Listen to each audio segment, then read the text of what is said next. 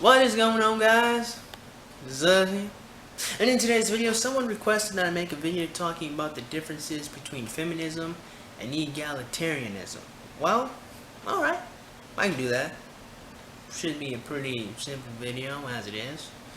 Like all philosophical discussions though, we must have ourselves a criteria. So, I can actually commit this one from memory. The definition of feminism, at least according to Google, is the advocacy of women's rights based on political, social, and economic equality to men. According to Wikipedia.com, egalitarianism, or equalism, is a trend of thought that favors equality for all people.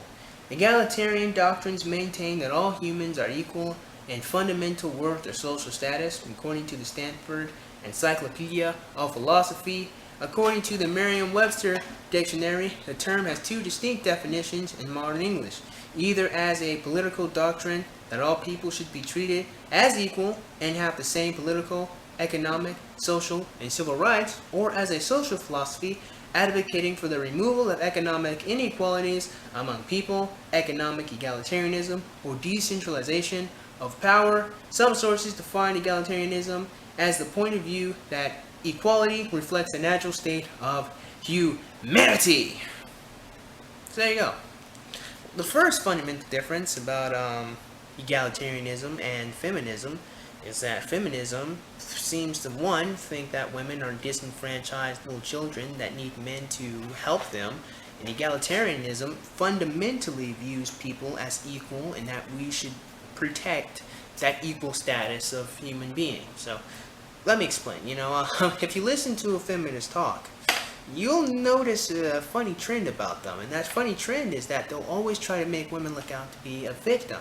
They'll try to make women look like they're disenfranchised and they can't do anything, right? Well, if you're an egalitarian, you view people fundamentally on the same playing field, no matter who or what they are. So feminists are they're starting with the presupposition that women are at a lower social and economic status and political status than men are. Now, for one thing, this is the literal opposite of reality, which is one reason why so many people dislike feminism so much. Well, one reason I certainly dislike feminism so much. They start with that presupposition that men are in power just by inherently having penises and testicles, while women are not in power because they have vaginas. There's actually no real reason why, at least as far as I know, I've never heard any feminists, maybe I just haven't come across it yet. There's no real reason I've come across as to why or when men decided to subjugate women. I haven't noticed or read any reason why men despise women so much. When I say despise women, I mean what led up to the point where feminism was needed. Why did men subjugate women so much so? I don't see that. I don't understand why, because any critical look into history, you'll notice that one, people in general were treated like shit, and two, there are lots of different places or lots of different even commandments that were commanding people to treat women well. For example, Christianity oftentimes get lambasted as being misogynistic, but it's not, especially when Jesus Christ and even his apostles command that husbands are supposed to love their wives and take care of them. They say that submission is inherently misogynistic because reasons, although that's a whole topic unto itself. Submitting to somebody who wants to take care of you isn't really a bad thing. And again, like I said, for reasons that go beyond the scope of this video, but it's just an example of pretty much everything is misogynistic, which leads us to our next thing here about feminism and egalitarianism. For some feminists, they truly believe that everything in our society or everything that has ever existed hates women. And there's no real particular reason as to why that is. It's just men just hate women because reasons. Maybe there is a reason why and I haven't come across it yet, but as far as I know, it's men just hate women, which is the opposite of reality. But on the other hand, egalitarians, they don't really think anyone hates anyone. They think, well, as far as I've gathered, is that they view some government structures as pandering or giving different handouts to different people, which put them on top. So, I mean, here in America, women have a lot of different things that help them out. I mean, in terms of reproduction, off the top of my head, women have multiple different forms of reproductive control, and that just includes them not having sex. You know, they've got, IUD, they have their own condoms, birth control, they have birth control patches, and then of course they have abortion just in case none of that works.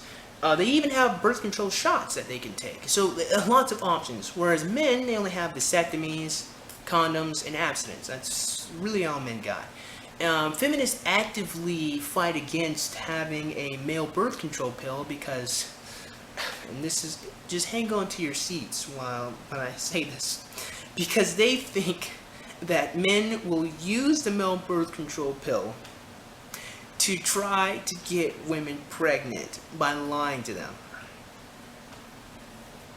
I'm just gonna give you a second to laugh, just because men are the sex that are trying to trick the opposite sex into having children.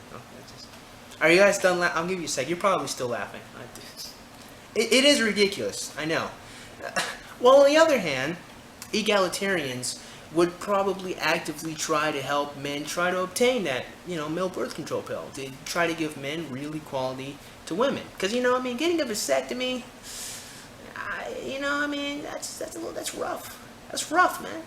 And some guys, it is what it is. But I don't really think it's so much as fair to say men have to become either impotent or just wear the equivalent of a fucking glove if they don't want to have children, So, the whole reproductive thing is completely in a woman's ballpark. And that's not even including the fact that men have to appeal to women to even have sex with them. We're not even talking about that.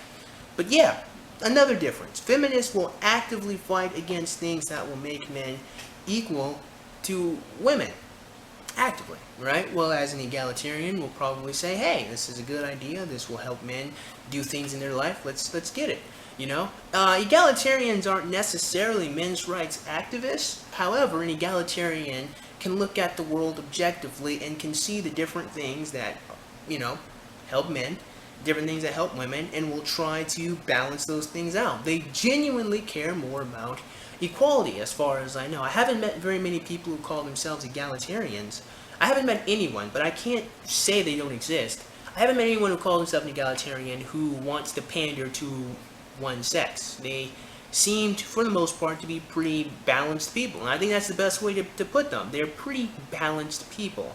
However, here in our Western society, because they're so balanced, egalitarians would lean against feminism and more in favor for men's rights because they see men's rights activists as bringing up legitimate concerns. They may not completely agree with men's rights activists, but they can see issues of child custody that in the court system is not objective in terms of who should be the primary caregiver to get the child. Women overwhelmingly get more custody of their children in cases of divorces going on. So again, an egalitarian would more want to help men or help the court system see more men as active participants in their children's lives, and that they should, be considered as equally as women should be. A lot of egalitarians will probably fight against, alimony, because alimony, for the most part, is pretty outdated. The whole reason why men had to pay alimony and child support was because, in days gone past, and then I imagine really only the 50s and somewhat the 60s did this really even happen, because in most of reality, you didn't really have a lot of stay-at-home wives and men working all day, that really wasn't the natural order of things. Yeah, more men were more active than women were, and more women kind of stayed with their children more often, but the whole housewife thing and all of that, not really. And even then, women were still working in the 50s, It's not like all women were staying inside their houses. No, some women were still working, Feminists, and that's another thing that I'm about to get to in just a second. But, what I'm talking about here is the fact that the whole housewife thing is an aberration. It wasn't as natural as people think it was, The traditionalists, if the traditionalists are really trying to get back to the 50s, first of all, that was only because of an economical boom, and good luck is all I have to say to traditionalists about that. Yeah, again, egalitarians, they would lean more towards men's rights because they can see.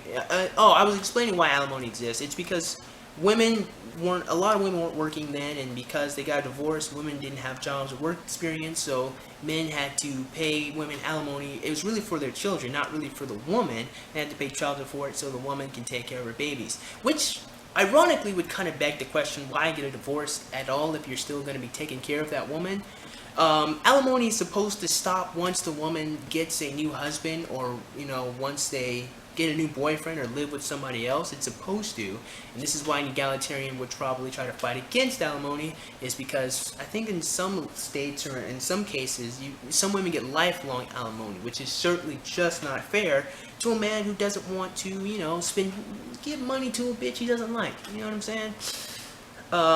So yeah, an egalitarian would see that and they would lean more towards men's rights simply because they can see it's not fair.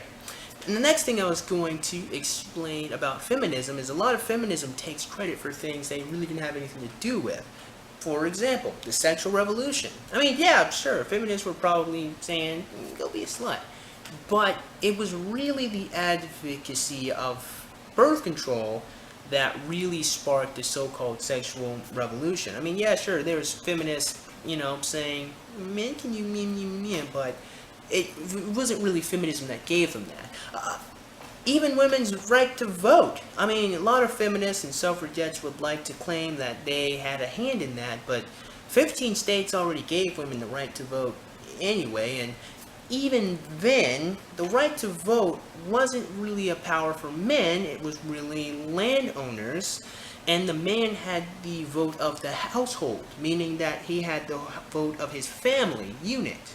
That's what it was. It wasn't men were voting, it was the family was voting, and the man voted because he was the one getting the money taking care of the house. He had more responsibility.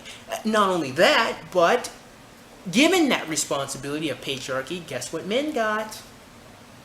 Starts with a D, or you can use S, SS, that whole selective service thing. Men had to, sign up to be drafted to go vote. Not women. And that's another thing. Now, no feminist ever advocated that women be drafted, because, again, feminism from its inception was never about equality. And that will be the final difference here today, because there's lots of differences. Feminism was, even from its inception, was never about equality to men, because women have pretty much always been equal to men. It's just that a lot of housewives are probably bored, and they probably thought they were oppressed because they didn't have anything better to do but complain about how great their lives were. So, again, there were some areas, of course, I think even like in medieval Europe, yeah, women were not treated very well. However, in Japan, some women could actually be warriors and samurais and fight. So, I mean, human history is very complex. There are areas where women weren't treated well, this is true. But, I mean, there's areas where people in general weren't treated very well. So, I mean, to only say women were treated badly is very difficult to say in what area you really had a place like that. So, I mean, even throughout history, and even then, I mean, we could talk about, female, like queen. Well, queen by definition is female. We can talk about that. We can also talk about different types of matriarchies, where a lot of women were given power in their family units and whatnot. And even then, I mean, throughout, even just in our species, women are pretty much the ones who select men to mate anyway. Men pretty much have to appeal to women, and women pick what man they want. That's kind of how it works there. Women have always had power in our society. So feminism is just, in and of itself, is just wrapped around a bunch of delusional bullshit. It's just not grounded in reality. Whereas an egalitarian more actually wants the political system, the economic system, to try to help everyone be on the same level. An egalitarian more likely believes, in equality of opportunity, that everybody has a right and should have the opportunity to do whatever they want. They should be given all the tools to reach where they want to go, and where they end up is all about the amount of effort they put in. Whereas feminists, at this point, are really more communists, and that's a whole topic unto itself, are really more about, equality of outcome, that everything should be split 50-50 between men and women, even if the women aren't actually qualified to the job. So I think that's pretty much a good place to stop. Probably some other differences I can think of, but from the most part, from what I gather from egalitarians, is that they, more than anything, want more political equality between men and women. They genuinely want, equality down the middle, and they lean more towards men's rights, not because they're men's rights activists, but because they can see that a lot of women here in America do have privileges and they don't really need to be fought for, whereas a feminist is actually grounded in delusion. And I think that will open the door for our next discussion. So with that being said, man, I certainly hope you guys enjoyed today's video. I hope the person who requested the video is happy. And if you guys did, man, go ahead and click that like button. Go ahead and click that subscribe button. Comment in the comment box below. And as always, have a great day. I will see you cool cats soon. Adios.